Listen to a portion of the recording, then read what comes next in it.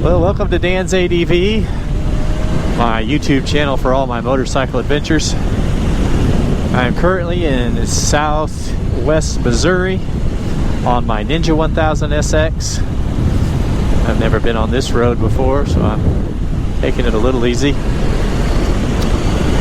This is going to be a video blog slash motorcycle review of the 2021 Ninja 1000 I recently purchased.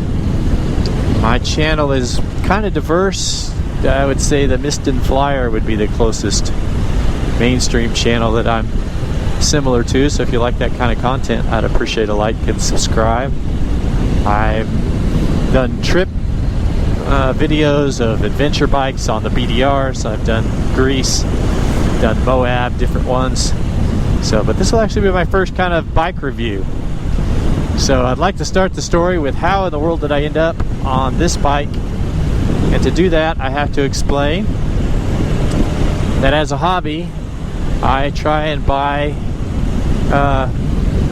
good deals. Once or twice a year I buy a bike with the intent of potentially selling it for a profit. And then half the time I end up keeping it. But the idea is there.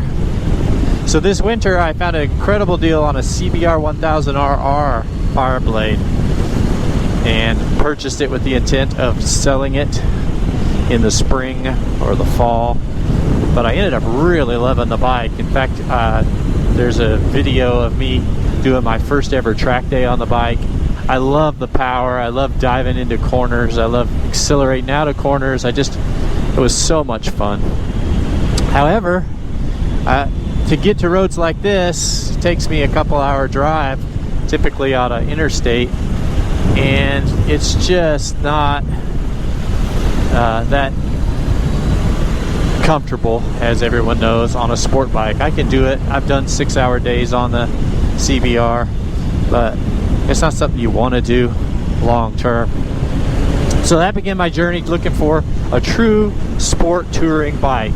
A lot of the manufacturers have stopped making true sport touring bikes, and they've gone to just naked bikes and adventure bikes, which are awesome. But I really wanted, in a perfect world, I'd get a comfortable CBR with bags that I could remove that would allow me to have that feeling of power and speed and cornering, but be able to travel.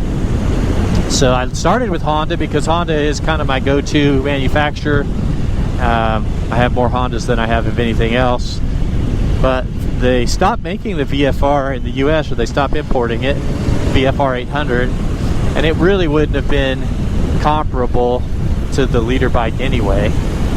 So my journey eventually brought me to the Ninja 1000 SX, which is one of the few true sport touring bikes still being made.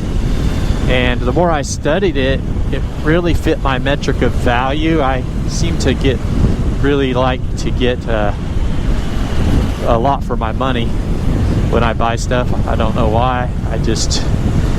Value is important to me. And so when you start looking at all of the features that come on the Ninja 1000 XS, you get a quick shifter, which is smooth and awesome. I can't believe I've gone this long in my life without a quick shifter.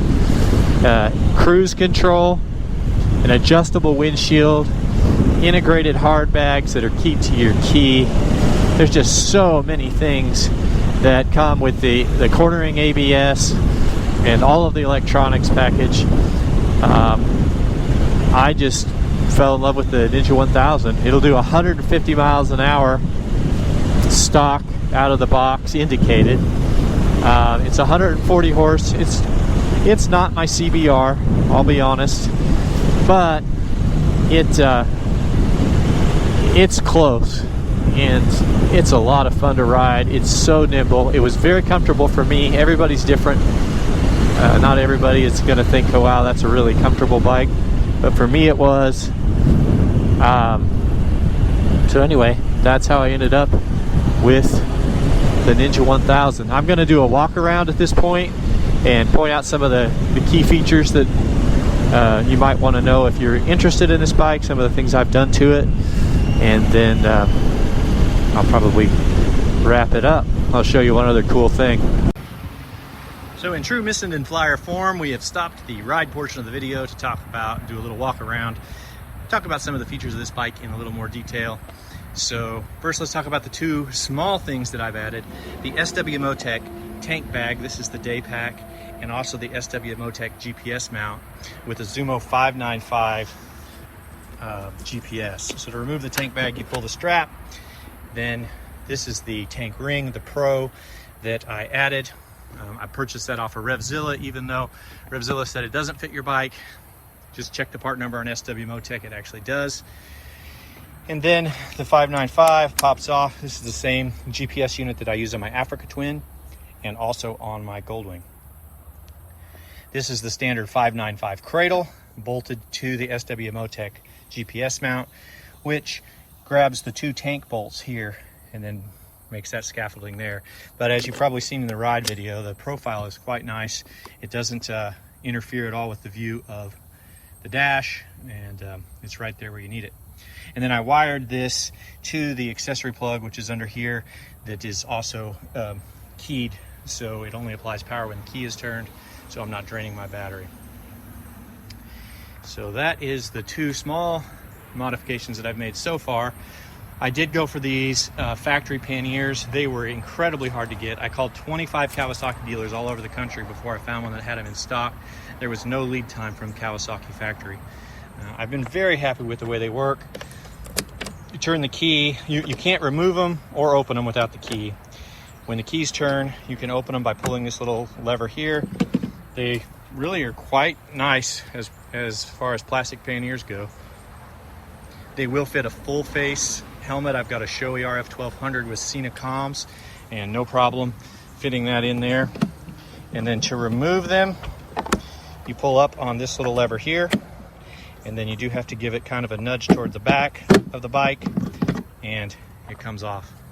One of the selling points on this bike for me was just how good the bike looks without the panniers on. There's no scaffolding remaining, and they're just so easy to go on and off. The only thing that you have to add is this little rubber foot that goes over your passenger peg, but that's pretty minimal to have that kind of bag system that's lockable. And other than that, the things I don't like, I do not like that exhaust. I'm sure that's a matter of opinion, although I think most opinions are they don't like the exhaust. I'll be replacing that with the Akrapovic as soon as I can. I do not like that it did not come with heated grips, and that sure would have been nice. They do make factory heated grips, and I'll be investigating those at some point. I may have already shown you this, but the windscreen, you push on this lever here and pull the window up. I do like having that adjustable windscreen. There's the profile with the window up, and then let me grab the profile with the window down, or the windscreen I should say. There's the profile with the windscreen down. So overall, loving the motorcycle, and I guess we'll go back to the ride portion. So one of the fun little features on this bike that's really silly but still fun, I don't know if you can see it in the camera, is this lean, max lean indicator. So there's a 13 and a 19. As you lean on your trip, you can get some indication of kind of like a video game. So there's 30.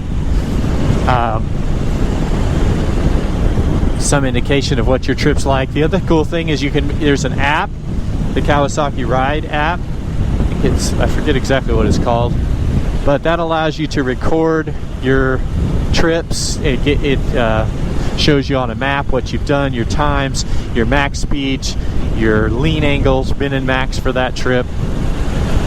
So in any case, I've ended up on a sport tour. I am going to continue to make all kinds of videos.